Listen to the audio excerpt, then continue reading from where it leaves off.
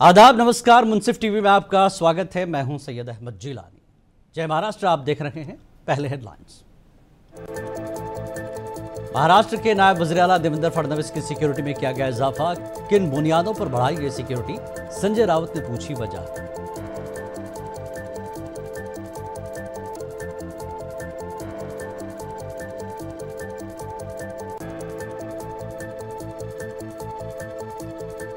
NCP सरबराह Ajit Pawar ने बारामती में चलाई इंतखाबी मुहिम। हल्के के राय दहिंदों से की मुलाकात। 8वीं बार कामयाब होने का किया दावा।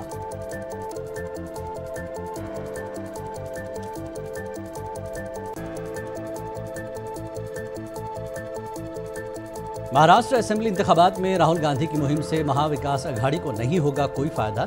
रामदास अठावले ने कहा, महायुति की है लहर।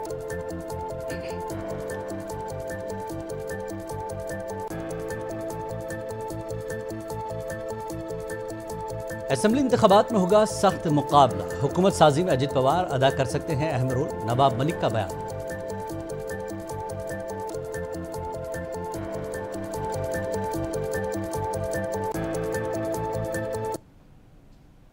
और खबरें तफसील से। महाराष्ट्र के वजीर गिरीश महाजन ने कहा कि नायब वज़ीर-ए-आला देवेंद्र फडणवीस के सिक्योरिटी को इंटेलिजेंस मालूमात के बाद अपग्रेड किया गया है। आने वाले महाराष्ट्र असेंबली इंतखाबात के पेश नज़र रियासती पुलिस ने एहतियाती इक़दाम के तौर पर फडणवीस, जो वज़ीर दाखिला भी हैं, के हिफाजती हिसार में फोर्स 1 के साबिक़ अहलकारों के साथ हिफाजती हिसार बढ़ा दिया गया। उन्होंने मज़ीद कहा कि फडणवीस को इस वक्त Z+ सिक्योरिटी कवर हासिल है, जिसकी देखभाल महाराष्ट्र पुलिस की खुसूसी तहफ़्फ़ुज़ यूनिट करती है।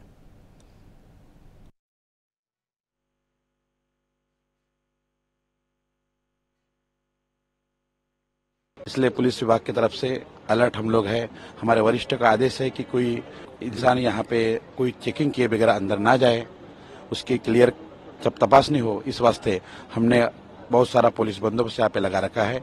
वैसे ही फोर्स 1 का जवान है, SPU के भी जवान है यहाँ पे। शिवसेना UBT लीडर संजय राउत ने देवेंद्र फडणवीस की सिक्योरिटी में इजाफे पर अपना रद्दमल जाहिर किया।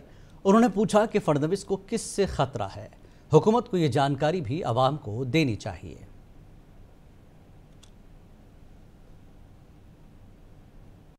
बात ऐसे है भाई, मैंने कल उसके ऊपर बात की है कि इस राज्य के गृह मंत्री है, जो पूर्व मुख्यमंत्री है, अचानक अपनी सुरक्षा व्यवस्था खुद ही बढ़ा रहे हैं। गृह मंत्री दूसरों को सुरक्षा देता है, लेकिन ये गृह मंत्री जो है अपनी खुद की सुरक्षा बढ़ा देता है अचानक से।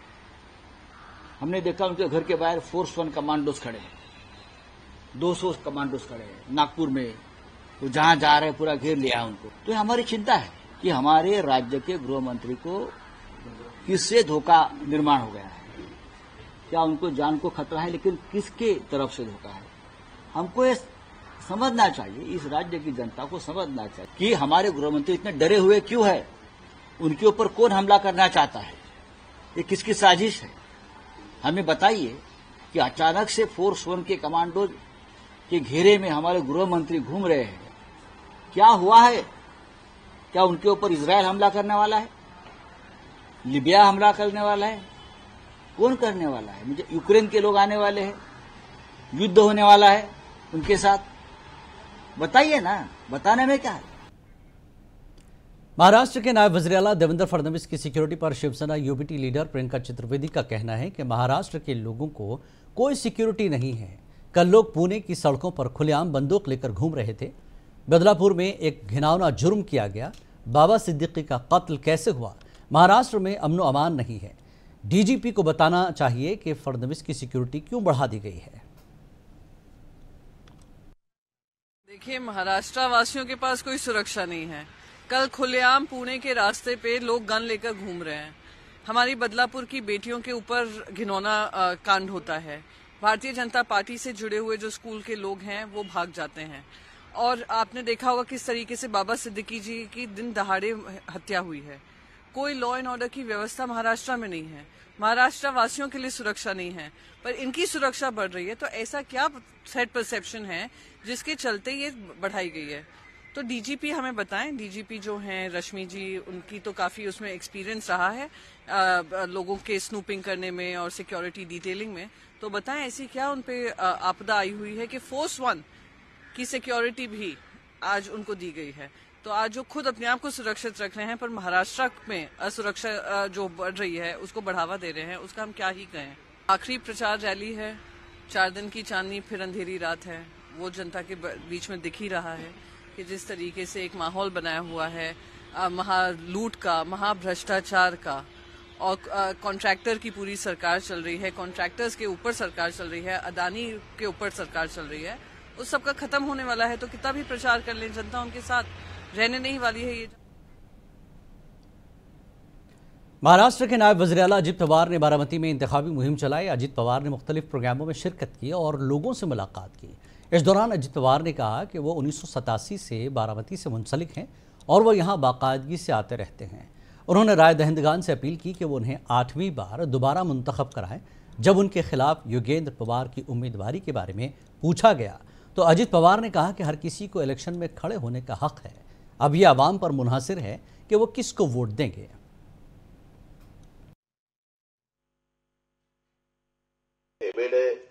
त्याच्यामध्ये लॉ कॉलेज आहे, ऍग्रिकल्चर कॉलेज आहे, इन्फॉर्मेशन टेक्नॉलॉजी, बायोटेक्नॉलॉजी आहे, त्याच्यामध्ये आर्किटेक्चर कॉलेज आहे, इंजिनिअरिंगचे बरेच फॅकल्टीज तुमच्याकडे आहे.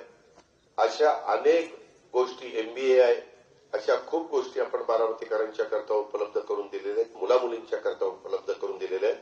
कुठल्याही जाती धर्माची मुलं मुली असू त्यांना दर्जेदार शिक्षण मिळणं हा त्यांचा अधिकार आहे आणि तो अधिकार देण्याच्या करता ज्या ज्या वेळेस तुम्ही मला संधी दिली त्या वेळेस त्या संधीचा प्रश्न सोडवण्याचं निश्चितपणे काम उद्याच्या काळामध्ये आपण सगळेजण मिळून त्या ठिकाणी करू. महायुतीचं सरकार आपल्याला आणायचं आहे. मरकजी वजीर व रिपब्लिकन पार्टी ऑफ इंडिया के सरबराह रामदास अठावले ने राहुल गांधी के मुजव्वजा मुंबई दौरे पर कहा कि राहुल गांधी महाराष्ट्र असेंबली इंतखाबात की मुहिम चलाएं, लेकिन महाविकास अघाड़ी को इससे कोई फायदा मिलने वाला नहीं है। अठावले ने कहा कि आवाम महायुति को ही दोबारा मौका देंगे।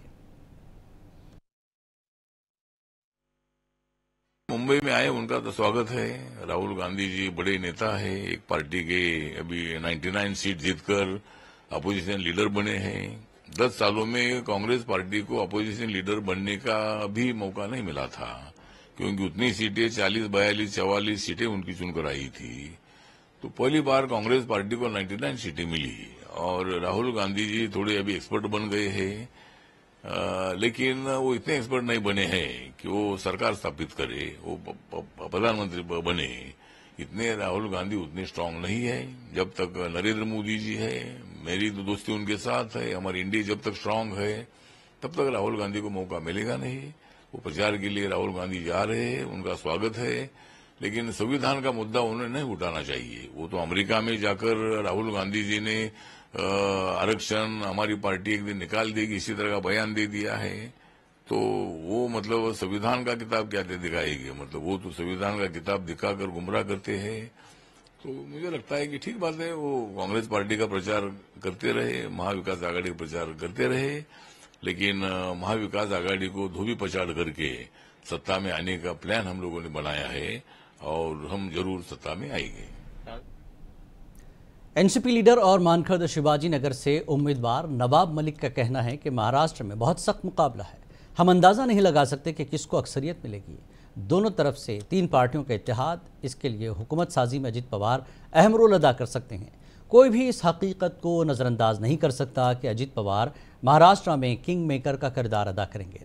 नवाब मलिक ने मजीद कहा कि उन्हें बदनाम करने की हर मुमकिन कोशिश की जा रही है, लेकिन वो इस सूरत हाल का मुकाबला करेंगे।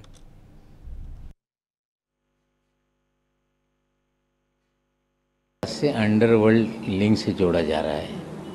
लोग मुझे विधानसभा के भीतर तो देशद्रोही बोल चुके हैं, लोग मुझे गद्दार बोल रहे हैं, लोग मुझे आतंकवादियों से मेरा संबंध जोड़ रहे हैं। मैंने साफ कर दिया कि इतने दिन तक हमने कोई जवाब नहीं दिया क्योंकि हमें बोलने पर पाबंदी थी। अब जो मन गढ़ंत बातें करेगा, जो मेरी प्रतिमा मलिन करने की कोशिश करेगा, तो उन्हें बोलने का अधिकार है, राइट टू स्पीक। तो राइट टू डिफेंड मुझे भी है। अगर कोई मेरी प्रतिमा मलिन करेगा तो देश में कानून है, झूठे आरोप लगाएगा तो कानून के तहत, चाहे वो क्रिमिनल डिफेमेशन के केसेस हों, चाहे सिविल डिफेमेशन के केसेस हों, हम वो सारे लोग जो इस तरह की मनगढ़ंत आरोप मुझ पे गढ़ रहे हैं उन पे हम कार्रवाई करेंगे। ठीक है, देखिए वो उनका क्या राजनीति है वो तय करें। मैं अपनी राजनीति, मेरी 50 साल का राजनीतिक जीवन है और लोगों ने मुझे इस शहर में काम करते हुए, राजनीति करते हुए, चुनाव लड़ते हुए, 5 बार विधायक के नाते, 6 बार मंत्री की हैसियत से काम करते देखा है। हम आरोपों से, मनगढ़ंत आरोप लगा देने से हम घबराते नहीं, लेकिन जो बेलगाम होकर बातें कर रहे हैं उन पर अंकुश लगाने के लिए हमें कानूनी कार्रवाई करनी पड़ेगी। अनुशक्ति नगर असेंबली हलके से एनसीपी की उम्मीदवार सना मलिक का कहना है कि उनके लिए एक बड़ा चैलेंज है कि वो अपने वालिद की सीट को कैसे बरकरार रख सकती हैं। उन्होंने कहा कि वो गुज़श्ता 7 वर्षों से हलके में काम कर रही हैं और उम्मीद है कि लोग उन्हें ही मुंतखब करेंगे। की बात की जाए तो बहुत बड़ा चैलेंज है, क्योंकि जब आप अपने पेरेंट्स के साथ या पिताजी के साथ जैसे डायरेक्ट कंपैरिजन होता है और उनकी सीट को रिटेन करने की बात आ जाती है तो काफ़ी लोगों की आंखें उस पर नज़र रखा गया है कि क्या होता है।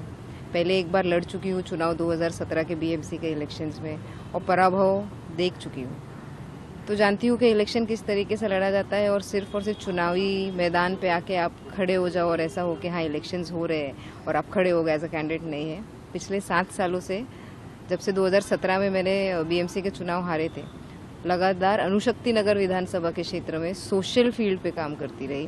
पिताजी के ऊपर लोगों ने भरोसा दिखाया और चुन के उनको लाया। उसके बाद लगातार उनके नेतृत्व के नीचे काम करती रही, लोगों के साथ कनेक्टेड हूँ, अनुशक्ति नगर विकास काम को अच्छी तरीके से जानती हूँ, पहचान रही हूँ और उसका फॉलोअप भी कर रही हूँ। ये पूरे 5 साल कोविड की महामारी आई, कुछ शॉर्ट टर्म ड्यूरेशन के लिए पिताजी नहीं थे। हमारे जितने प्लान थे वो एग्जीक्यूट हो चुके हैं। आने वाले कुछ दिनों मुंबा देवी असेंबली हल्के से महाविकास अघाड़ी के उम्मीदवार अमीन पटेल ने अपने हल्के में इंतखाबी मुहिम चलाई। इस मौके पर अमीन पटेल ने लोगों से मुलाकातें की और उन्हें कामयाब बनाने की अपील की।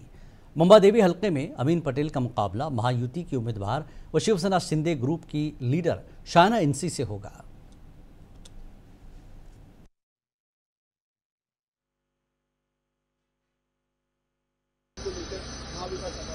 देखिए, हम कल की बात ना करें, आने वाले कल की बात करें। महाविकास अघाड़ी ने बहुत बड़ा महाविकास अघाड़ी है।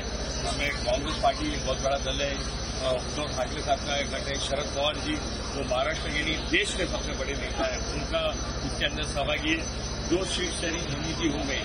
अब इस महायुति की सरकार को बदलना है, महाविकास अघाड़ी की सरकार को बनाना है। महाविकास अघाड़ी का मुख्यमंत्री बनेगा, महाविकास अघाड़ी का स्पीकर बनेगा, महाविकास अघाड़ी का उप मुख्यमंत्री बनेगा। इस प्रदेश को एक अच्छी सरकार। मुंबा देवी सीट से शिवसेना शिंदे ग्रुप की उम्मीदवार शायना इंसी का कहना है कि मुंबा देवी में बहुत से मसाइल हैं। क्लस्टर रीडेवलपमेंट, कामथीपुरा इलाके की रीडेवलपमेंट एक बहुत ही बड़ा मसला है, इसके लिए कोई तजवीज़ नहीं भेजी गई है। शायना इंसी ने कहा कि वो कामथीपुरा के इलाके को तरक्की देंगी।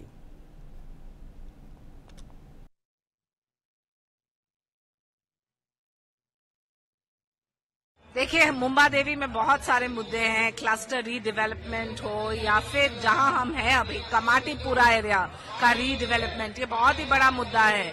15 साल से आपके पास एक आमदार है लेकिन इसका प्रपोजल तक नहीं गया है।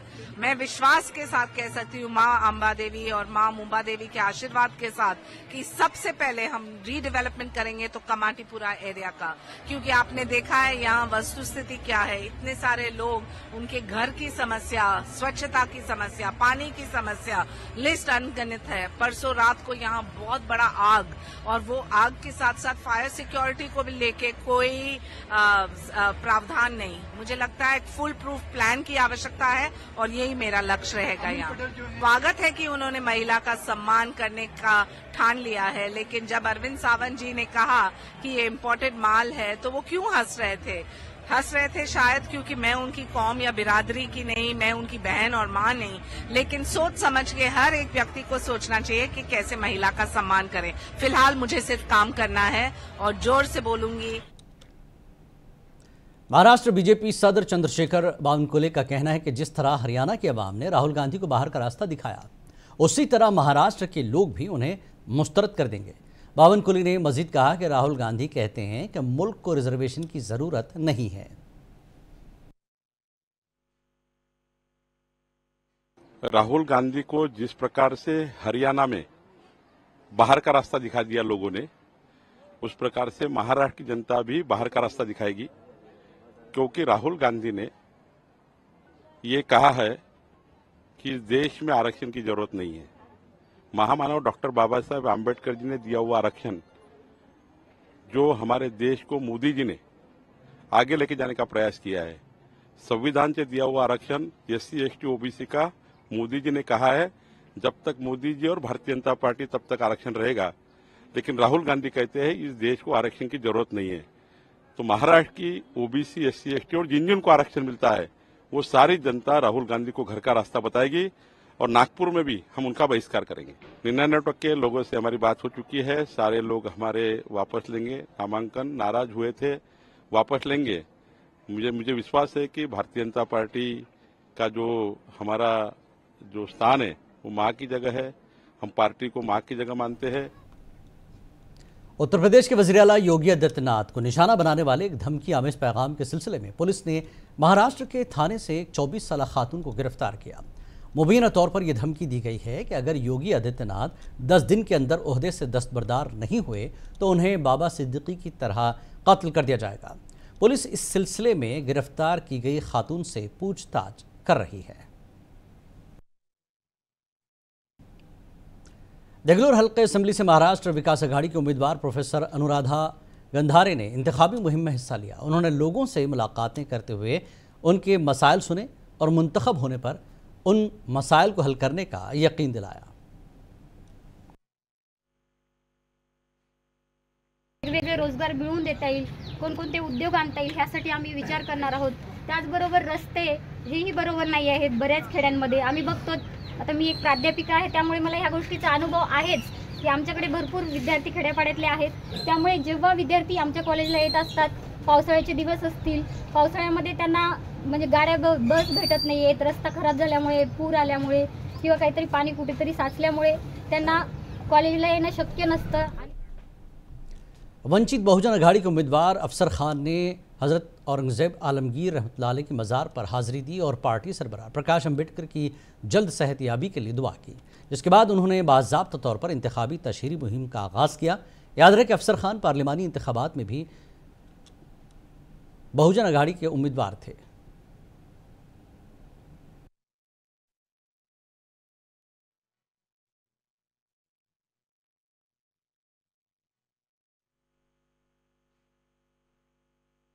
और आज मैंने तमाम लोग हम यहाँ पर पूरी टीम आज औरंगजेब रहमतुल्लाह अलैह की ज़ियारत करने के लिए आए और बहुत अच्छे से ज़ियारत हुई, क्योंकि 50 साल औरंगजेब रहमतुल्लाह अलैह ने हिंदुस्तान पे हुकूमत की और हमारे आदर्श है, हम उनको मानते हैं। इसलिए हम जब भी हमारा पर्चा भरने के बाद हम प्रचार की शुरुआत करते हैं तो हम औरंगजेब रहमतुल्लाह अलैह की ज़ियारत करते हैं और औरंगजेब रहमतुल्लाह अलैह की ज़ियारत करने के बाद ही हम प्रचार का शुभारंभ करते हैं। ऐसा मैं कहता हूं। सहाफ़ी अयाज शेख ने शोलापुर जनूबी असेंबली हल्के से आज़ाद उम्मीदवार की हैसियत से इलेक्शन लड़ने का फैसला बरकरार रखा है। उन्होंने कहा कि अभी तक किसी भी MLA ने जनूबी शोलापुर हल्के में कोई तरक्याती काम नहीं किया। आज भी लोग बिजली और पानी के मसाइल से दो चार हैं, परेशानी से परेशान नजर आ रहे हैं।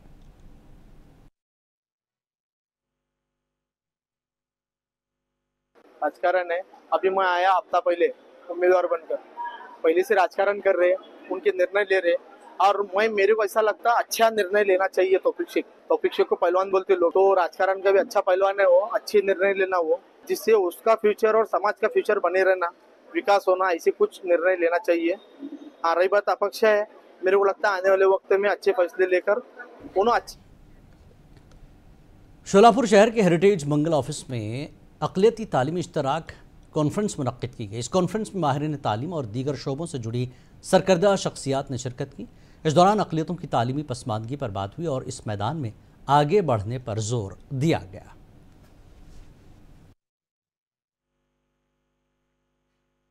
आज शहर शोलापुर में इल्म अदब की मौजूद शख्सियात की मौजूदगी में, सरकर्दा शख्सियात की मौजूदगी में एशियन माइनॉरिटीज यूनिवर्सिटी का संग बुनियाद रखा गया।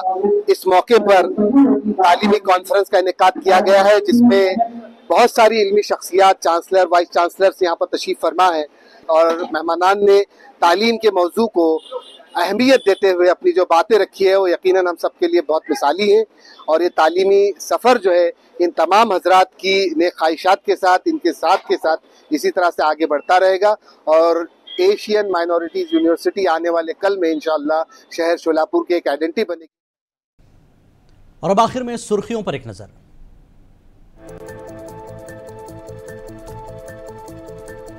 महाराष्ट्र के नायब वज़ीर आला देवेंद्र फडणवीस की सिक्योरिटी में किया गया इजाफा, किन बुनियादों पर बढ़ाई गई सिक्योरिटी, संजय राउत ने पूछी वजह।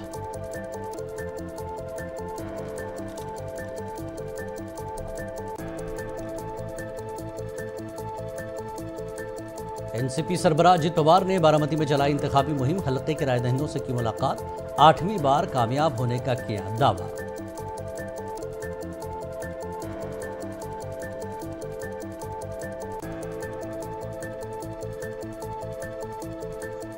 महाराष्ट्र असेंबली इंतखाबात में राहुल गांधी की मुहिम से महाविकास अघाड़ी को नहीं होगा कोई फायदा, रामदास अठावले ने कहा, महायुति की है लहर।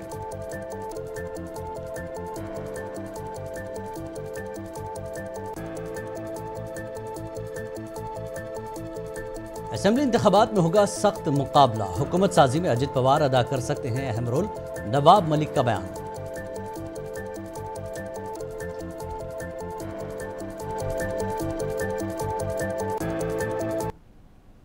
जय महाराष्ट्र में फिलहाल इतना ही। आदाब।